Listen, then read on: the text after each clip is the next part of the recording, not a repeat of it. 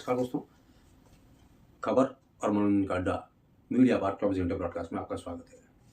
आज हम आपको बताने जा रहे हैं जो पत्रकार वार्ता माननीय कृषि मंत्री उत्तराखंड सरकार द्वारा किया गया और उन्होंने उत्तराखंड में जो कृषि के नए आयाम जो उत्तराखंड छू रही है उसके बारे में विस्तृत जानकारी देने का प्रयास किया, लेकिन पत्रकार द्वारा पूछे गए कई सवालों पर वो बगले झांकते नजर आए और अधिकारियों से जानकारी लेते हुए नजर आए।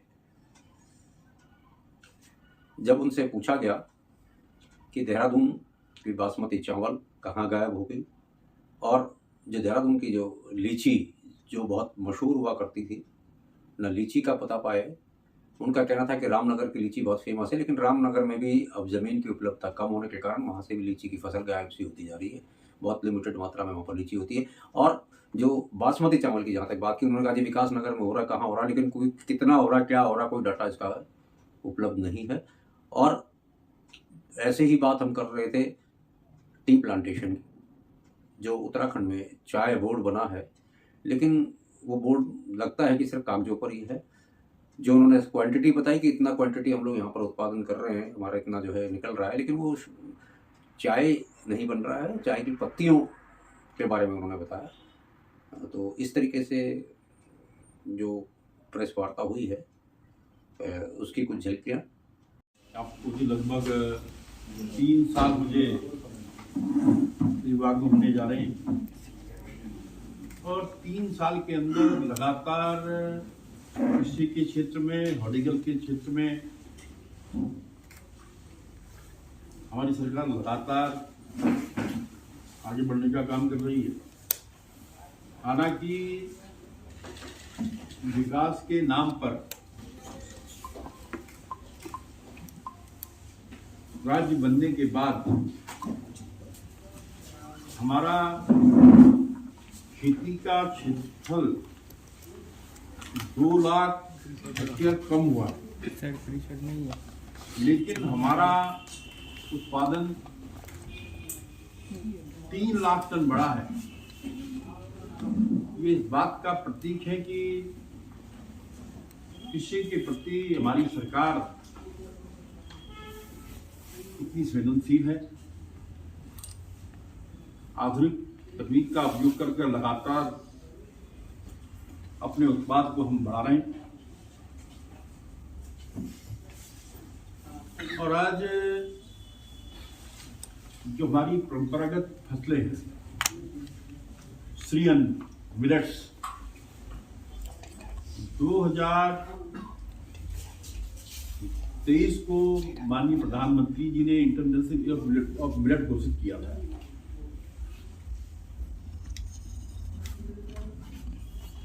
हमारी सरकार ने मिलेट्स मिशन में 73 करोड़ रुपए की व्यवस्था उसमें की। जहां अन्य बीजों पर हम 60% सब्सिडी देते हैं, उसमें 80% सब्सिडी हम अपने किसानों को दे रहे हैं। और जब मिलेट रिसर्च इंस्टीट्यूट हैदराबाद ने एक टेस्टिंग की, हमारा उत्तराखंड का मिलेट सबसे बेहतर पाया गया और आज हमारे मिलेट्स की डिमांड पूरे देश में हो रही है। अभी हमने कई बड़े ग्रुप के साथ टाई अप किया है। अभी दिल्ली में जो दलित के जितने होटल्स हिंदुस्तान और उसके बाहर हैं, उनके मेन्यू में हमारा मिलेट शामिल है, क्योंकि आज ये स्वास्थ्य की दृष्टि से इतना लाभदायक है। उदाहरण के लिए जो कुलथ की दाल खाएगा उसे कभी पथरी नहीं होगी, जो चौलाई खाएगा उसके घुटने में दर्द नहीं होगा, जो श्रीअन्न, जो मिलेट्स कभी गरीबों की थाली का भोजन था, आज अमीर आदमियों की थाली का भोजन है। सबसे पहले अगर किसी डॉक्टर के पास आप जाएं तो डॉक्टर कहता है कि आप गेहूं खाना छोड़ दें, इसमें कार्बोहाइड्रेट होता है, आप जो है इसलिए लोग मिलेट्स की ओर आ रहे हैं। मुझे एक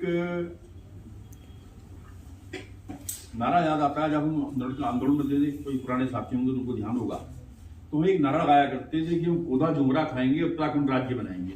क्या किसी को याद हो? पुराना आदमी को ध्यान होगा। आज मैं कह सकता हूँ कि हम पौधा जुमरा उगाएंगे और उत्तराखंड को आत्मनिर्भर बनाएंगे, क्योंकि मिलेट्स की खेती में जहाँ देखभाल की कम जरूरत होती है, पानी भी कम लगता है, और लगातार हमारी सरकार इसके लिए प्रयासरत है। इसी प्रकार एप्पल में हम कश्मीर व हिमाचल के बाद हम तीसरे नंबर पर हैं। और आज जिस प्रकार से हम नई तकनीक का प्रयोग करके इसका उत्पाद कर रहे हैं, 2027 तक हमारा लक्ष्य है कि हम इसको अपने उत्पाद को दुगना करेंगे। बाकी अगर आपने कुछ पूछना चाहते हो तो पूछ सकते हैं। एक घोषणा की है आपने 2-3 बार, लेकिन अमल सा नहीं हो रहा है। पीएम किसान योजना में से 6,000 रुपए सालाना मिलता है किसानों को। आपने कहा 2,000 रुपए स्टेट भी देगा, तो किसान फोन करते रहते लगातार कि यूसीजी क्यों नहीं दे रहे हैं? नहीं, उसमें देखिए, क्योंकि माननीय मुख्यमंत्री किसान योजना की तरह घोषणा करने का एक हमारी सरकार ने फैसला किया था, और क्योंकि हम अन्य क्षेत्रों में इतनी सब्सिडी दे रहे हैं कि आज जो हमारे वित्तीय साधन हैं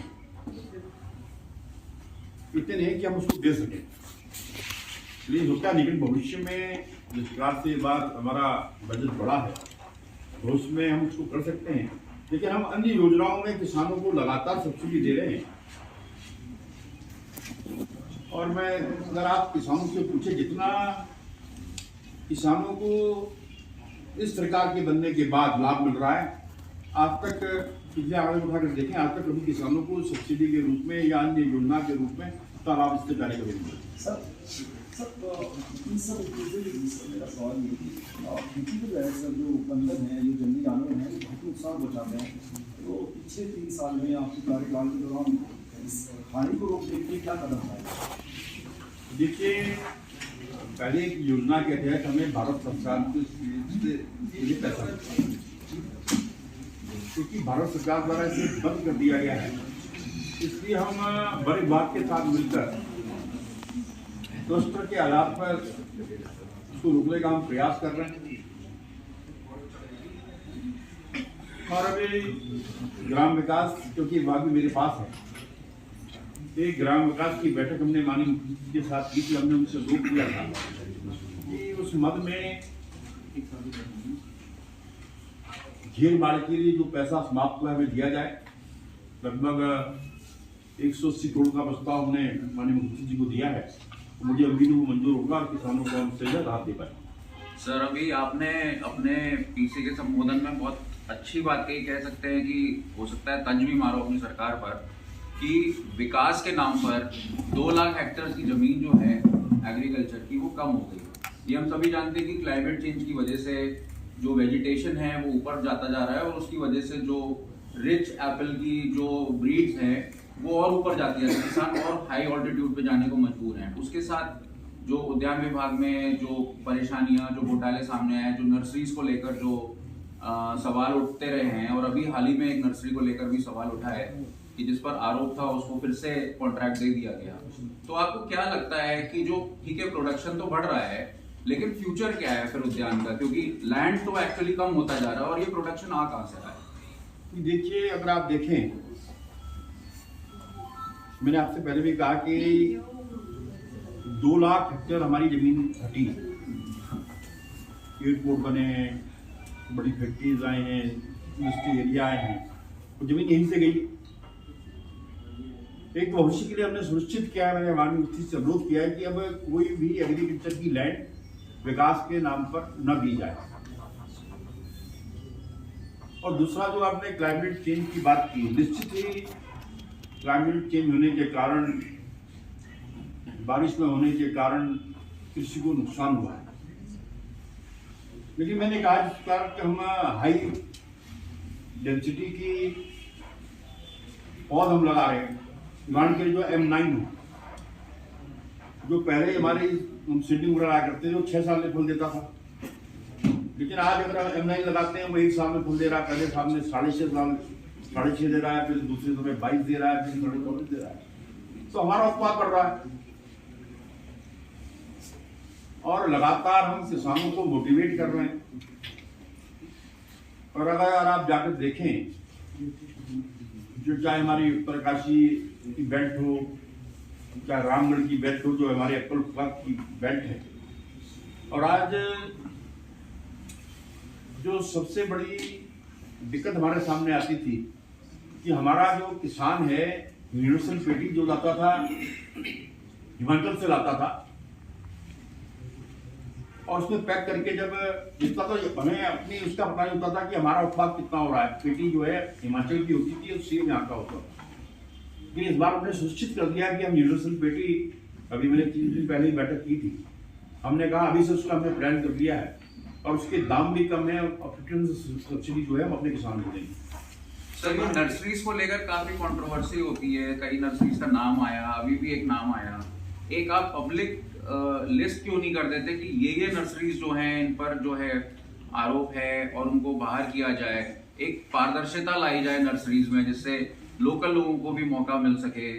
जो किसान है, उद्यान किसान के, उन्होंने पूरी एक एसोसिएशन बनाई हुई है, उनको मौका मिले। तो आपको क्या लगता है? देखिए, मैंने कहा ना, हमने ये सुनिश्चित किया है, एक तो प्रदेश से बाहर की नर्सरी से जो सबसे पहले शिकायतें मिली थी, हम पौध नहीं खरीदेंगे। दूसरा, हम पौध स्थानीय नर्सरियों से, सबसे पहले हम अपनी जो सरकारी नर्सरियां हैं, अंकित बाबू, जो हमारी सरकारी नर्सरी अपनी है, हमारी पहली प्रायोरिटी अपनी नर्सरियों से लेने की होगी। और उसके बाद जो हमारे यहाँ रजिस्टर्ड नर्सरियां हैं,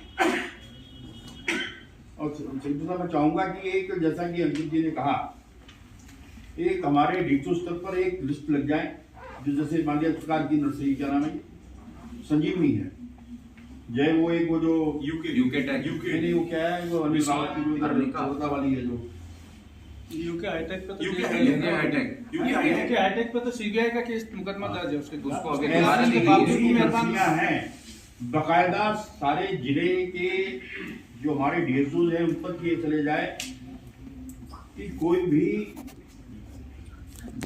सबसे पहले तो इनका वो कैंसिल कर दें आप अपने यहाँ से, डिपार्टमेंट से क्यों डील कर आज का रजिस्टर आप कैंसिल कर दीजिएगा, क्योंकि इस प्रकार की जो अनियमितताएं पाई जा रही हैं। और मैं तो कह रहा हूँ उनको परमानेंट ब्लैक लिस्ट करिए आप, ताकि देखिए बीज किसान की आत्मा होती है। किसान ने उदाहरण के लिए 4 साल पहले कितना खुश हुआ होगा उसने कि मैं तो नींबू लग रहा है, और 4 साल बाद उसमें वो जमीर, तो उसकी आत्मा को देखिए कितना कष्ट उसको हो रहा होगा। मंत्री जी, ये तो सब ठीक है, लेकिन आपके पास एक्सपर्ट भी हैं, ज़्यादातर जो है उद्यान विशेषज्ञ ही आपके पास होते हैं अधिकारियों के रूप में। तो ये प्राइवेट जितनी भी हैं, ये जो दुकानें नर्सरी की, और इनकी कॉम्पिटेंसी होती नहीं है। तो आप क्या ऐसा प्रयास नहीं करेंगे कि कम से कम एक ज़िले में एक नर्सरी डेवलप की जाए जो वहाँ के वातावरण के अनुकूल पौधों का जो है उनका वर्धन करे? हम ये प्रयास कर रहे हैं कि जो हमारे 94 गार्डन हैं, उसके अलावा जो हमारी सरकारी नर्सरियाँ, हमने कहा हमारा पूरा प्रयास है कि हम अधिक से अधिक पौध अपने सरकारी उद्यानों में हम लगाएं, और उसके बाद ही जो है हम अगर न पूरी कर पाए तब हम बाहर से बाकी। अभी कितनी नर्सरी ऐसी है जो रन कर रही है?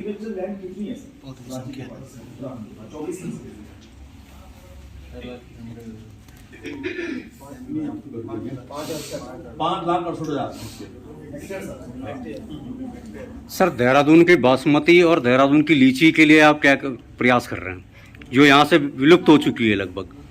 तो कहीं और इसके लिए प्रयास कर रहे हैं कि उत्तराखंड में कहीं और इसको डेवलप किया जाए? रामनगर में भी खत्म हो गई, वहाँ सब कंक्रीट के महल खड़े। ईमानदारी की बात करूं, देहरादून की जो लीची है अब सारे बागी समाज तो उनकी मिट्टी कहाँ से होगी, जितने बागे वहाँ तो अभी फ्लैट बन गए। लेकिन आज हमारी जो रामनगर की लीची है पूरे देश में जा रही है। इसी प्रकार जो बासमती के लिए बहुत कम विकास नगर के आसपास का क्षेत्र और इधर भोजपुर के पास का क्षेत्र हमारा एक्चुअली होता है, और बाहर से लोग बासमती लाकर और देहरादून के नाम से बेच रहे हैं। लेकिन बासमती के लिए हमने जो हमारे उधम सिंह नगर की में जो है कि बेल्ट में हम वहाँ क्योंकि पर्याप्त पानी और जलवायु उसके लिए है, वहाँ पर दिशा में हम काम कर रहे हैं। ये चाय बगीचे की हम बात करते हैं, जितने भी चाय बगीचे में प्लांटेशन पहले होता था वो सब खत्म हो गया है और वहाँ पर कब्जे हो रहे हैं, उसके लिए आप क्या करें? ये प्राइवेट जिन कब्जों की आप बात कर रहे हैं वो प्राइवेट की स्टेट है जिनकी आप बात कर रहे हैं जी, उसमें सरकार का कोई हस्तक्षेप नहीं है। और ये जितने भी टी बागान जिनके अगल बगल की आप जिक्र कर रहे हैं क्योंकि वो प्राइवेट की स्टेट है। और जहाँ तक हमारे जो चाय हमारा जो चाय का उत्पाद है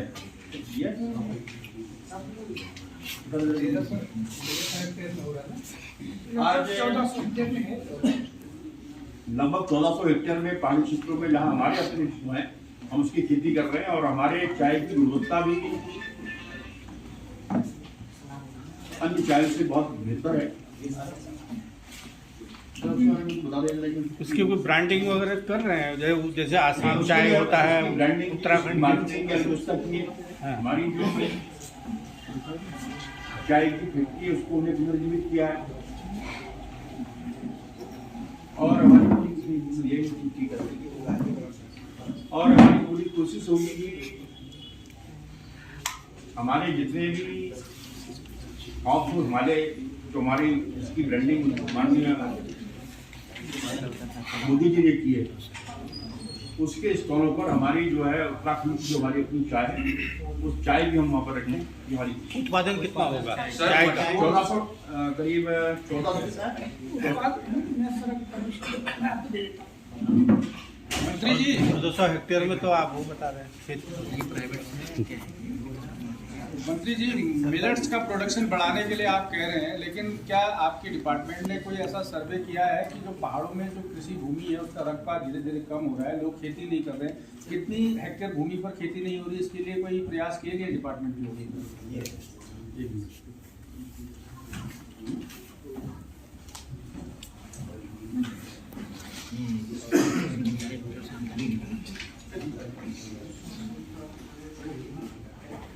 आज हमारा चाय का उत्पादन 6 लाख किलो है और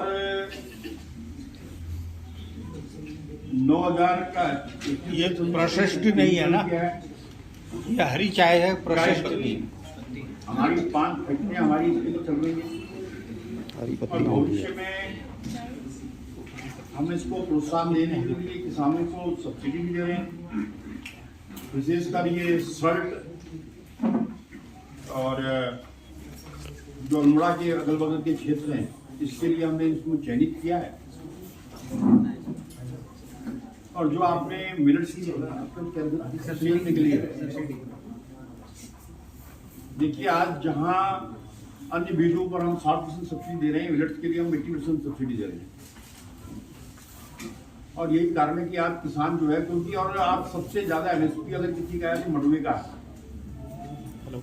46 रुपया 42 रुपया 90 पैसे सबसे ज्यादा एमएसपी अगर किसी फसल का है तो मंडुवे का है।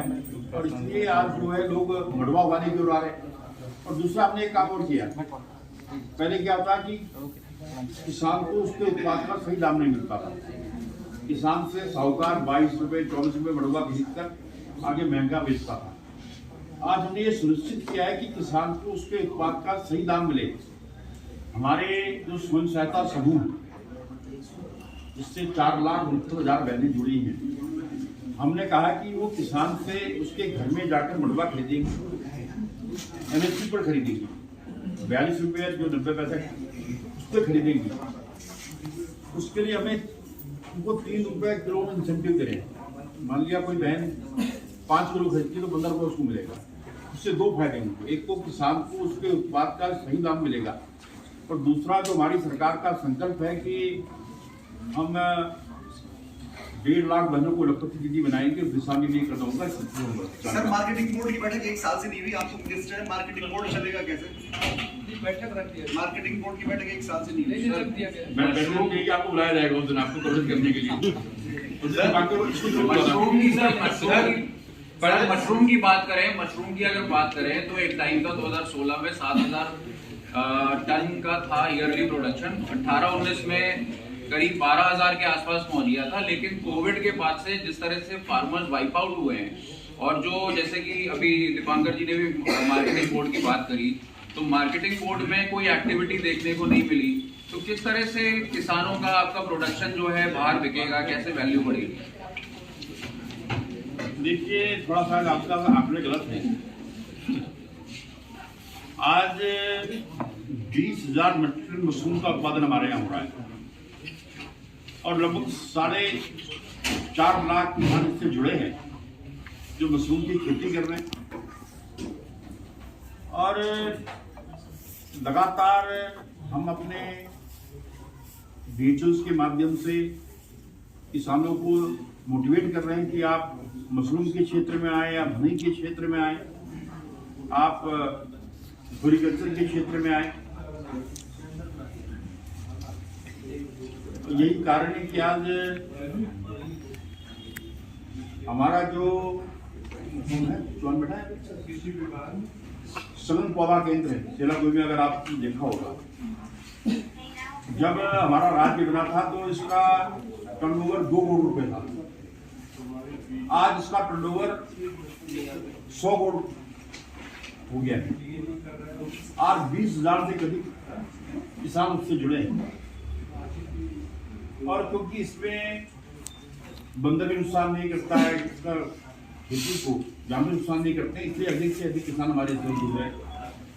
तो कहने का तात्पर्य जो सारे वैसे मैंने लिए कि हम लगातार किसान की चिंता कर रहे हैं, और उसके माध्यम से अपने प्रदेश की इकोनॉमी को मजबूत करने का काम हमारी सरकार कर रही है। प्रदेश के किसान अगर फसल बर्बाद हो जाए तो उससे बाद में आर्थिक बोझ ना पड़े, इसके लिए फसल बीमा योजना का है, और इससे किसान अब तक कितने मिलते हैं?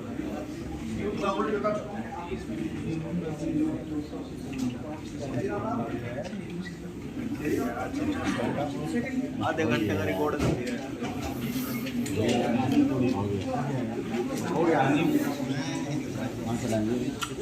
आधा घंटा मैंने बताया कि अभी तक हमने 269 करोड़ के क्लेम अभी तक किसान बीमा के हम दे चुके हैं। जैसे मंडवे के लिए आपने किया है, ऐसे ही जौ के लिए आपने क्या किया है और कृषि के क्षेत्र में? क्योंकि स्वास्थ्यवर्धक, सबसे स्वास्थ्यवर्धक जो है अनाज माना जाता है जौ को। देखिए, हमारे यहाँ और झिंगोरा होता है, और झिंगोरे का MSP हमने भारत सरकार से इसका MSP आग्रह किया था,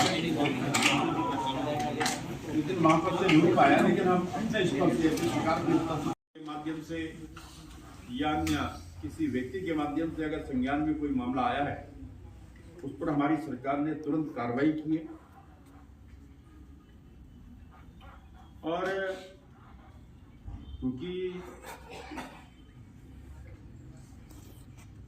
बिना जांच के, बिना तथ्यों के अगर हम कोई कार्रवाई करते हैं, व्यक्ति कोर्ट जा सकता है।